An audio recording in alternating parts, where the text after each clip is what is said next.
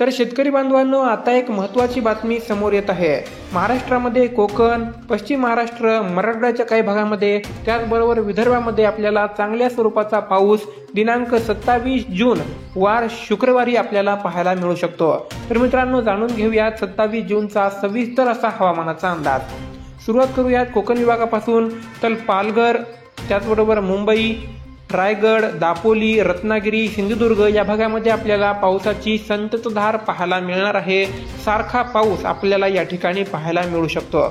त्याचबरोबर पुणे, सातारा, अकलूज, सोलापूर या भागामध्ये आपल्याला, कोल्हापूर या भागामध्ये आपल्याला ढगाळ वातावरणासह हलक्या सरी पाहायला मिळतील।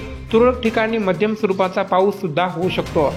मित्रांनो, इकडे पाहायचं झालं नगर, त्याचबरोबर बीड, छत्रपती संभाजीनगर या भागामध्ये आपल्याला ढगाळ वातावरण काही ठिकाणी, तर काही ठिकाणी ऊन पडलेलं पाहायला मिळेल।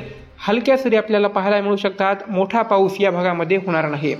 इकडे मराठवाड्यामध्ये बीड, लातूर, त्याचबरोबर नांदेड, परभणी, हिंगोली, त्याचबरोबर इकडे तुम्ही पाहू शकता परतूर या भागामध्ये आपल्याला चांगल्या स्वरूपाचा पाऊस पाहायला मिळेल। पण मित्रांनो, हा पाऊस सर्वदूर नसेल। लातूरच्या, नांदेडच्या आणि हिंगोलीच्या काही भागामध्ये हा पाऊस आपल्याला पाहायला मिळू शकतो।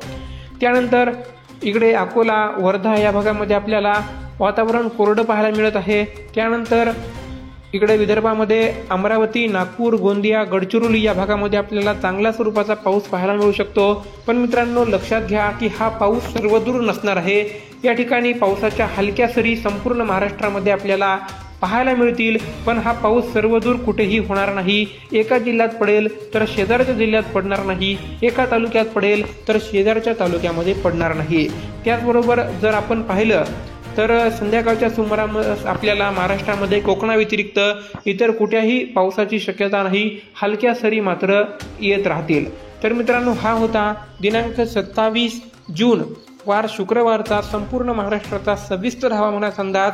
जर पावसामध्ये आणि वातावरणामध्ये अचानक काही बदल झाला तर सर्वात अगोदर तुम्हाला आपल्या चॅनलवरती खात्रीशीर बातमी पाहायला मिळेल। त्यामुळे चॅनलला सबस्क्राईब करायला विसरू नका। या व्हिडिओला जास्तीत जास्त शेतकरी बांधवांपर्यंत शेअर करा। भेटूया पुन्हा एकदा अशाच एखाद्या महत्त्वपूर्ण व्हिडिओसोबत। तोपर्यंत जय हिंद, वंदे मातरम, धन्यवाद।